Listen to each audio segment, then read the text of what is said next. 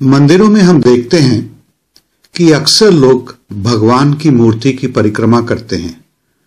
कुछ लोग तो पूरे मंदिर की परिक्रमा भी करते हैं।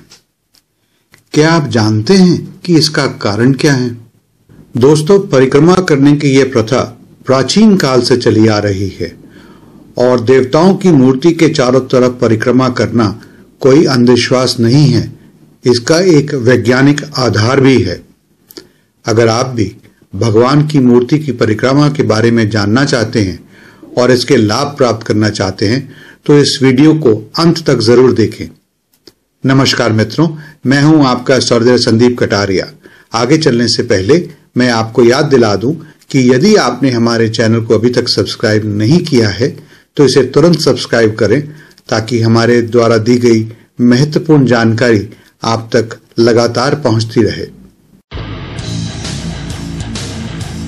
यह तो आप जानते ही होंगे कि जब कोई भी मंदिर का निर्माण होता है और जब भगवान की मूर्ति की स्थापना की जाती है तो विधिवत उन मूर्तियों में एक उचित प्राण प्रतिष्ठा समारोह के द्वारा जीवन का संचार किया जाता है, जिससे दिव्य शक्तियां देवताओं की मूर्तियों में प्रवेश करती हैं।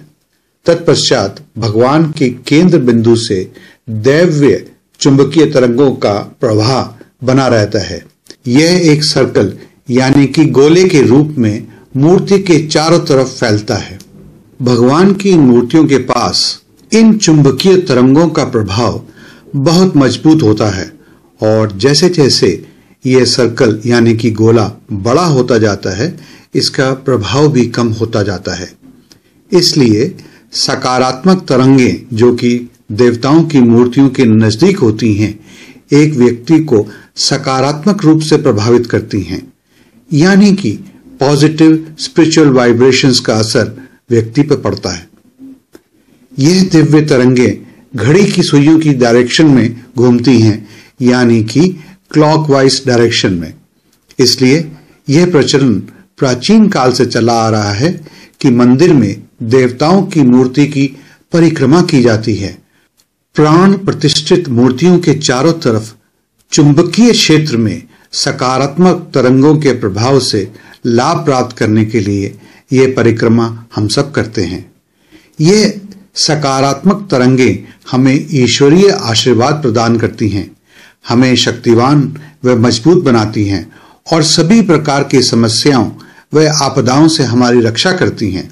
इसलिए प्रसाद और पूजा पूरी होने के बाद मूर्तियों के चारों तरफ परिक्रमा करने की प्रथा चली आ रही है। अब सवाल आता है कि परिक्रमा कैसे लें? परिक्रमा में व्यक्ति का दाहिना अंग देवता की ओर होता है। हमेशा ध्यान रखें कि परिक्रमा सदैव दाएं हाथ की ओर से ही प्रारंभ करनी चाहिए, क्योंकि दैवीय शक्ति के आभा मंडल की गति दक्षिणावर्ती होती है। हमारे शास्त्रों और पुराणों के अनुसार पूजा के समय सभी देवी देवताओं की परिक्रमा करनी चाहिए और यही परंपरा है। सभी देवी देवताओं की परिक्रमा की संख्या अलग अलग बताई गई है। जैसे श्री दुर्गा जी की 1, सूर्य भगवान की 7 बार, श्री गणेश जी की 3 बार परिक्रमा करनी चाहिए, जिससे गणेश जी भक्त को रिद्धि सिद्धि सहित समृद्धि का वर देते हैं। पुराणों के अनुसार श्री राम के परम भक्त पवन पुत्र हनुमान जी की परिक्रमा 3 बार करने का विधान है। इसी प्रकार विष्णु जी की 4 बार और शिव जी की आधी प्रदक्षिणा ही करनी चाहिए, क्योंकि शिव जी के अभिषेक की धारा को लांघना अशुभ माना जाता है। अब तो आप जान गए ना कि हमारे बड़े बुजुर्ग क्यों परिक्रमा करते हैं। मित्रों, यदि आपको ये वीडियो पसंद आया है तो इसे लाइक कीजिए, शेयर कीजिए और हमारे इस चैनल को सब्सक्राइब कीजिए ताकि आप तक हमारी अन्य उपयोगी वीडियोस की जानकारी फौरन पहुंच सके। हमें आपके सुझावों का इंतजार रहेगा, इसलिए नीचे दिए गए कमेंट बॉक्स का इस्तेमाल करें और अपने विचार और सुझाव हम तक जरूर पहुंचाएं।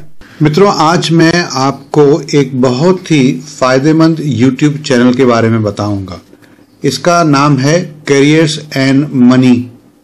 कैरियर्स एंड मनी में बहुत सारे वीडियोस हैं जो आपको किसी न किसी तरह से फायदा पहुंचा सकते हैं, चाहे आप विद्यार्थी हैं या आप घर में बैठे एक हाउसवाइफ हैं या बिजनेसमैन हैं। देखिए, जैसे इनका अभी एक लेटेस्ट वीडियो आया है, tricky brain teaser interview questions. तो जो लोग चाहे एमबीए की तैयारी कर रहे हैं या जॉब की हैं, और देखिए इनके पॉपुलर अपलोड्स, इनके 58,000 व्यूज हो चुके हैं। Entry level interview question for accounts, और इसी तरह से इंपॉर्टेंट जॉब इंटरव्यू क्वेश्चंस। और इनका एक अलग से सेक्शन है इंटरव्यू ट्रेनिंग, इंटरव्यू कोचिंग, जिसमें job interview questions for freshers है। सीनियर लोगों के लिए how CEO aspirants make interview mistakes, और फिर इनका एक सेक्शन है सीवी मेकिंग टिप्स और रिज्यूमे राइटिंग पे। मैं उम्मीद करता हूं कि आप इस चैनल को सब्सक्राइब करेंगे और इससे भरपूर फायदा उठाएंगे। इस वीडियो को देखने के लिए आपका बहुत बहुत धन्यवाद।